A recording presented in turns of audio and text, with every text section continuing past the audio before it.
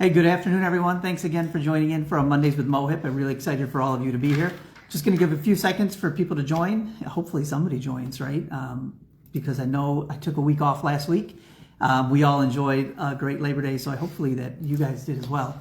So again, we're just going to wait a few minutes and see if we can get a few more people to join in. Otherwise, this might be the fastest Mondays with Mohip that we've had yet. So just going to give it a few minutes.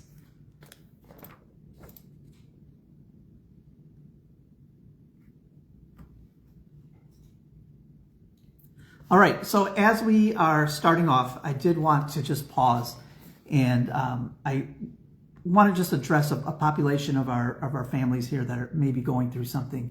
And essentially, I did want to read this in the native language, and I tried and I practiced, and Janessa told me I did a really good job, but I still don't feel comfortable enough. But I really want this message to be heard by our families.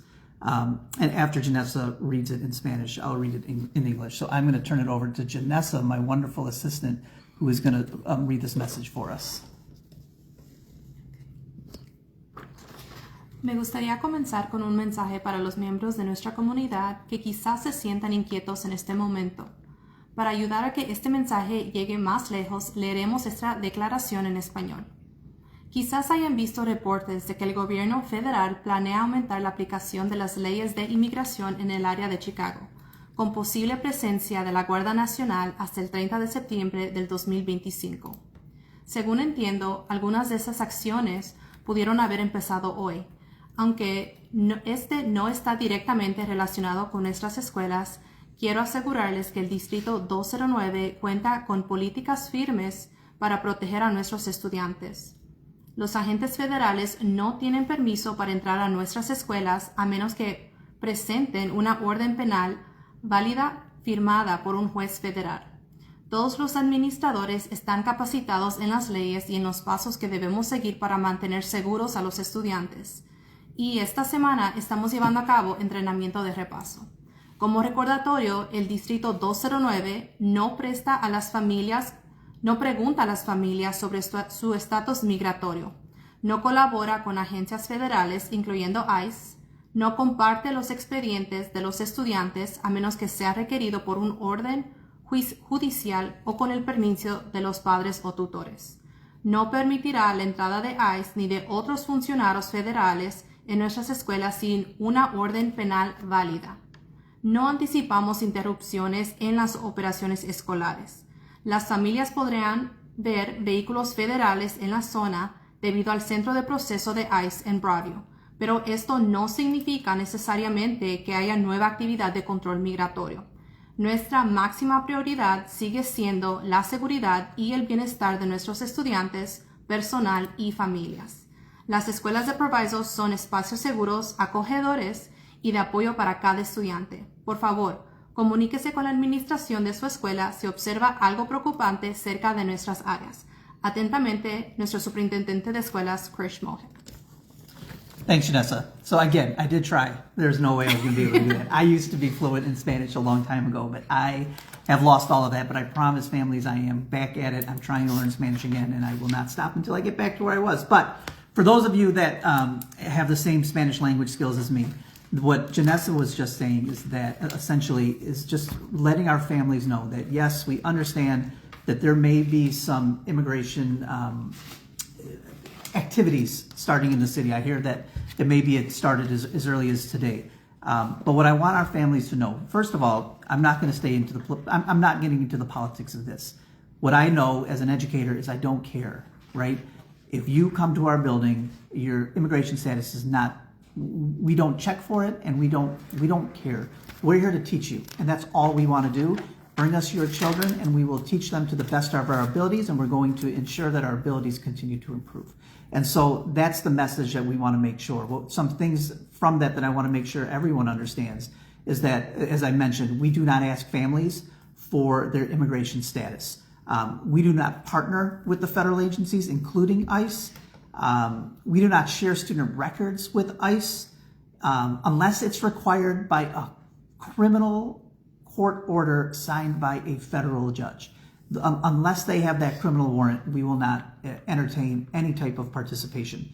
And we will not let ICE agents or other officials into our schools unless they're executing that criminal warrant executed by a federal judge. And I will tell you, in the 26 plus years I've been in education, working in some of the most struggling schools in this country, I have never had a criminal warrant served on a student. And no, not saying that won't ever happen, but it's not been my experience that this is something that's common.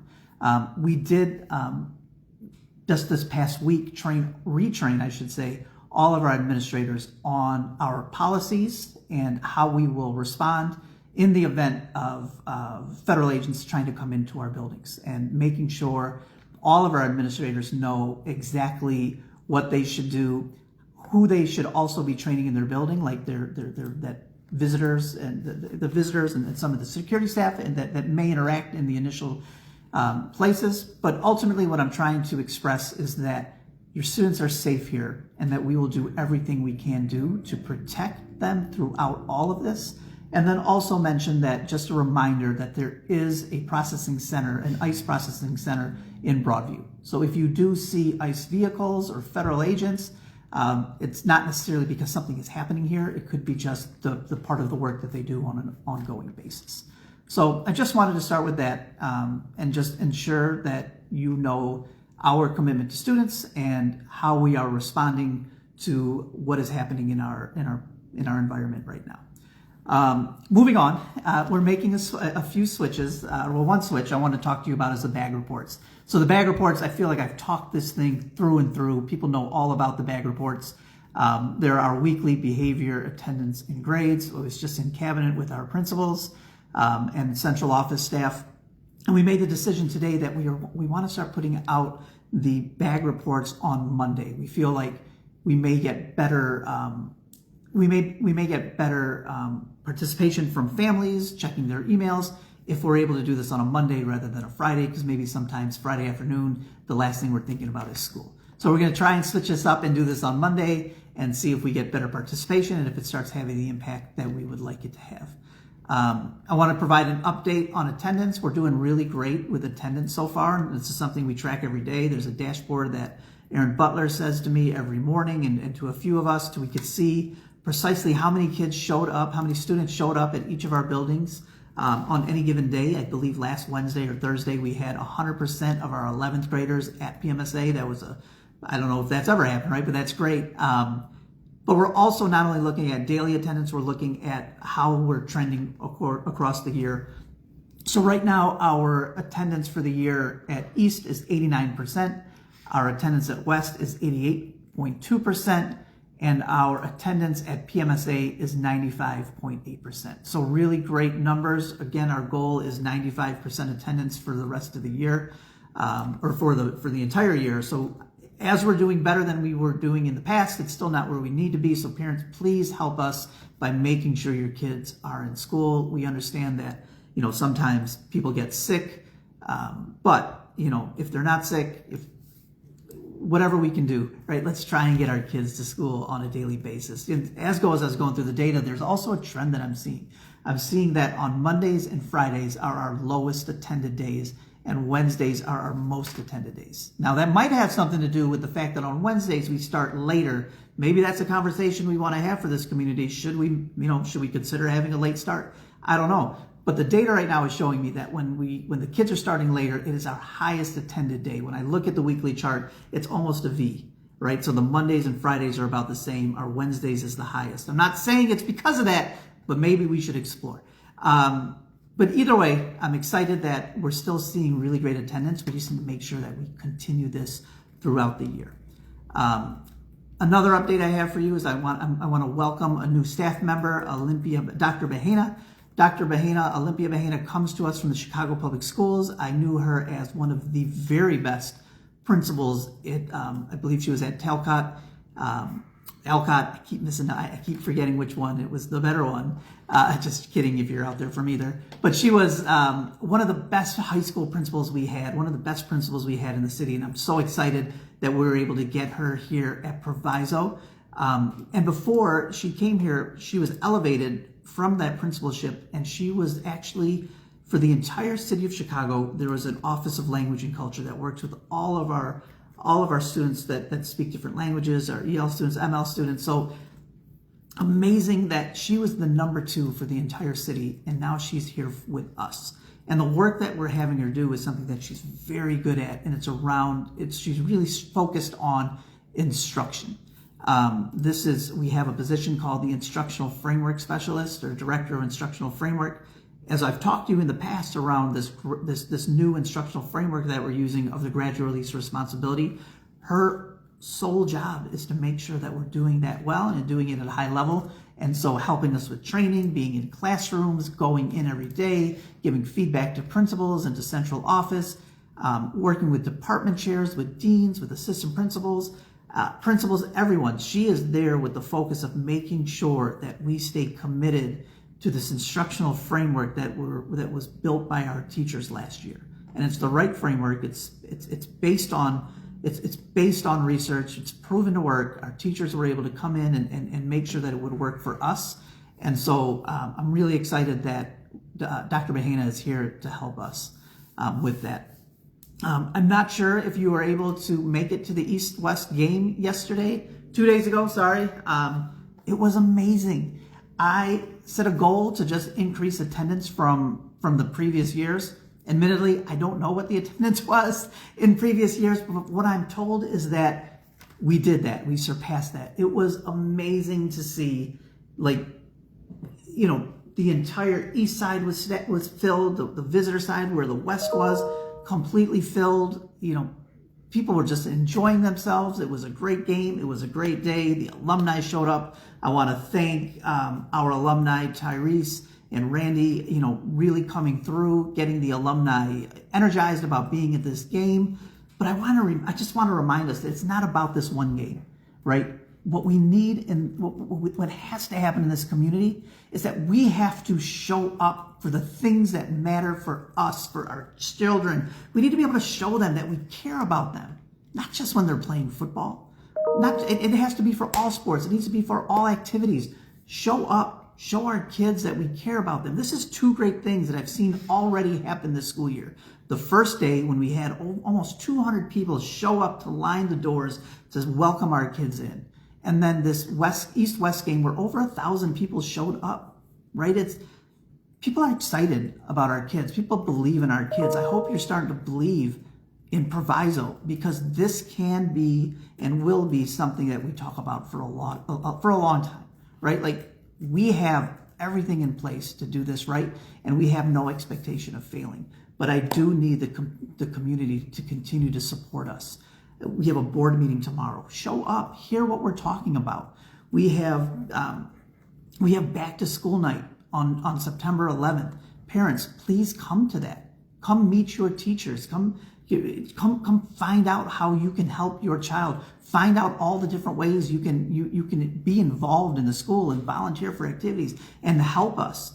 On the 13th, we have the Bridging the Gap parade. I remember reading about this. I'm excited to be part of this, but what I said was we're going to expand this parade, right? Last year we had 1 float for the district. This year we have 1 float for each school, and we have a float for the district. So we have 4 floats out there. We've asked the principals bring their bands, bring their sports teams, bring their students, bring their clubs. We just want to show this entire community. When we talk about bridging the gap that we're trying to fill also is this issue of the community supporting us. Now, I know that there are always people that supported us, and you don't always have to show up to support, but we want to make sure that everyone realizes how important the community is for us in everything that we're trying to do.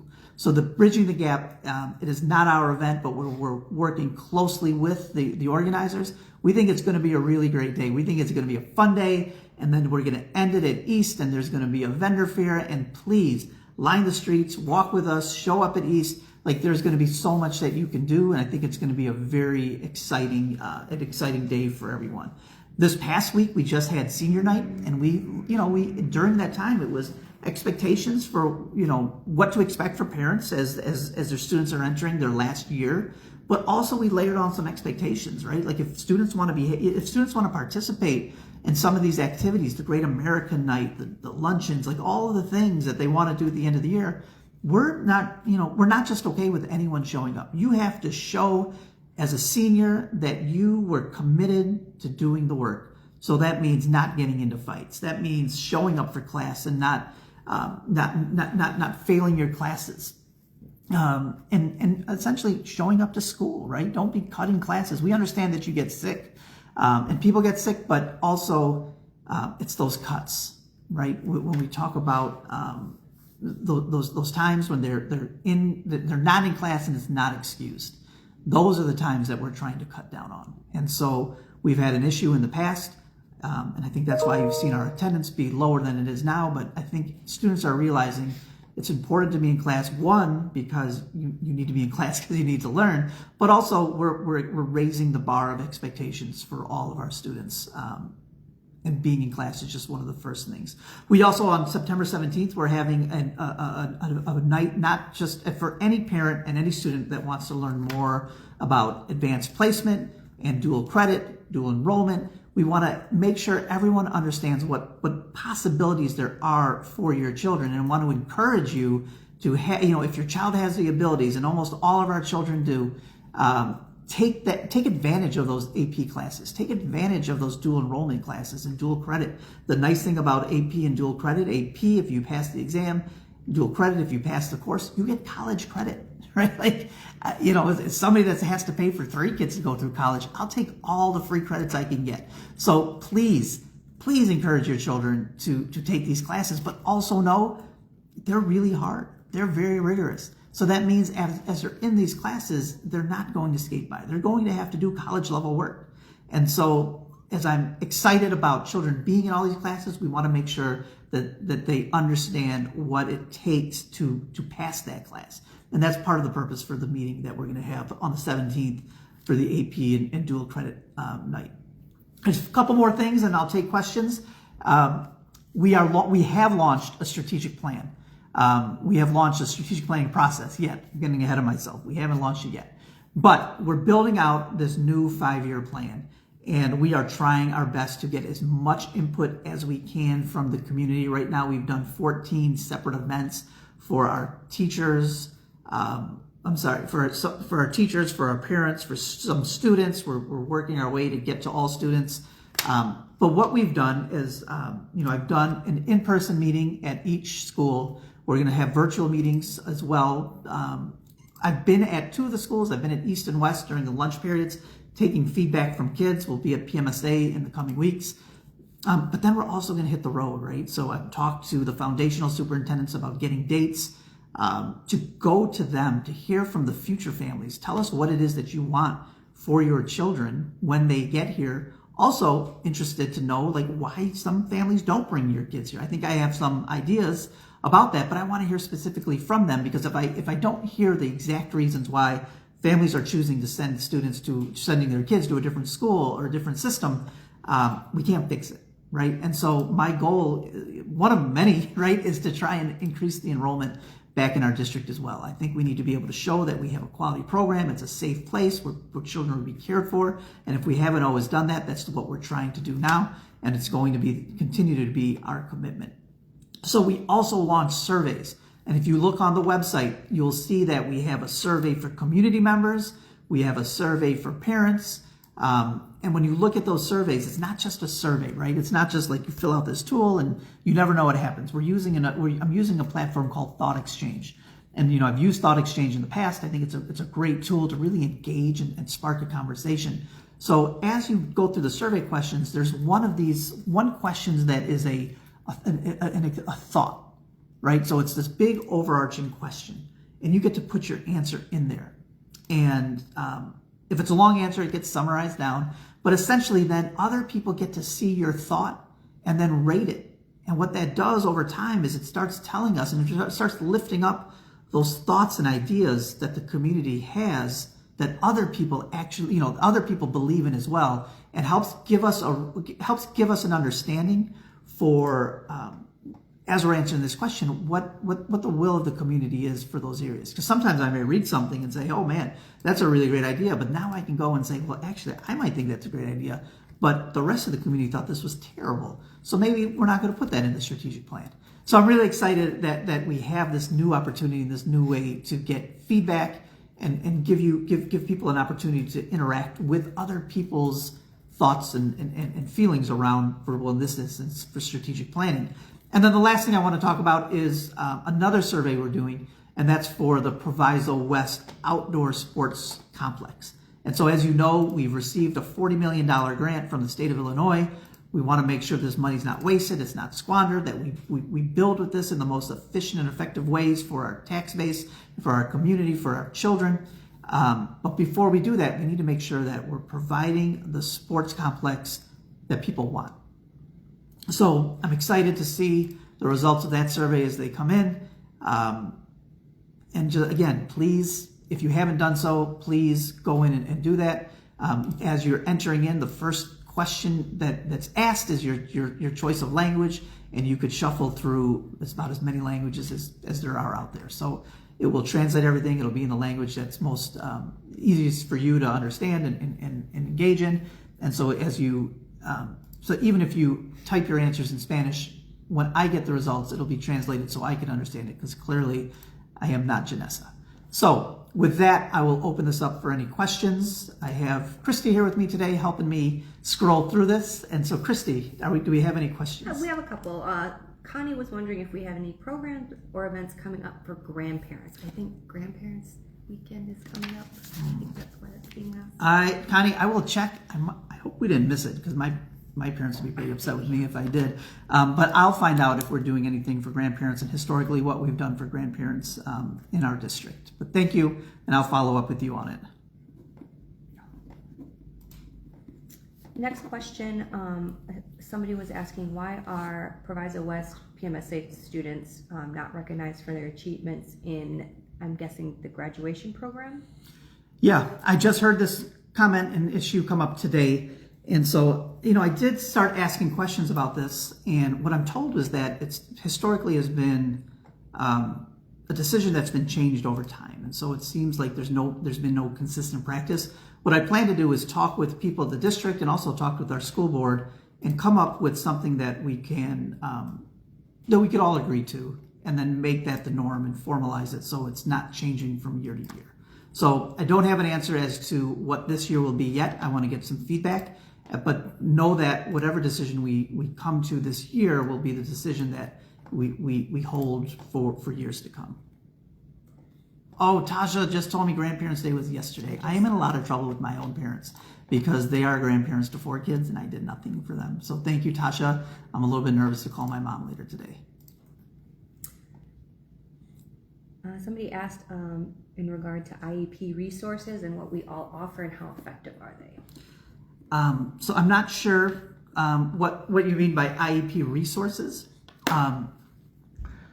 But what we've done in our special education department, so one is we have new leadership in the director role. And then in the past, we had a coordinator at East and a coordinator at West that was helping implement our special education program district-wide. We know that we've had some problems historically with our special education department. And so this year, under the new leadership of Vanessa Schmidt, who had worked in the district and then was working at PACE, our special ed collaborative here in the neighborhood, she's back now with that new experience and learned experience of being at PACE, which I think only adds to her repertoire and her ability to be effective in this role. We also added 2 more coordinators at the school. So now East has 2 special ed coordinators and West has 2 special ed coordinators. And then we also have department chairs. We have special education department chairs at East, West, and PMSA. At East and West. And so that's additional supports that we can be providing to our teachers. So my department chairs, really I want them helping our special ed teachers with the instructional side, where the department of, with Vanessa and her team, they're working more on the compliance, making sure things are operating correctly, getting those meetings done. And what we have to become better at is making sure that the accommodations that are in the IEP are being met in the classroom. All right, so I'm concerned currently about, and I remember seeing this last year, I saw a lot of special ed students failing or struggling, but I didn't see a lot of meetings taking place. And so we have to marry the two, right? Because if our students are struggling and this IEP isn't working for them, we need to come back together and create an IEP that works for that child. I have the assumption that all children could be successful if we provide the support for them. And if we find that support's not working, then we need to go back and make adjustments. So I think that's some of the work we'll be talking about and working on this year. I was actually just talking to the cabinet team, my deputies and principals. We were talking about that just about an hour ago. So thank you for that question, and stay tuned. If I didn't answer your question completely or at all, please just email me and I'll respond in writing. And is that all the questions? All right, that's all the questions. April, I see you saying that you would like recognition for MSA students at East and West, and that's exactly what we're talking about. And so that's a conversation I'm going to have with some teachers and some leaders here at the district, and also bring a recommendation to the board on how we're going to be proceeding for the future. But I don't disagree about some type of recognition for those students, because they did go above and beyond. Now I know we can't, put it on their diploma. Their diploma would still say East or West, but I still think there are ways to recognize these kids. Juan said, give him a shout out. That's the last question. Juan, you got your shout out. Thanks for joining. Everybody, have a great day. I am getting on in 3 minutes for the virtual meeting. We're having a virtual strategic plan meeting right now. So if you're here, you got some time, the next hour and a half, we could just be talking about your experiences and what you want to see for the next 5 years. I appreciate everyone joining today, and have a great rest of the day.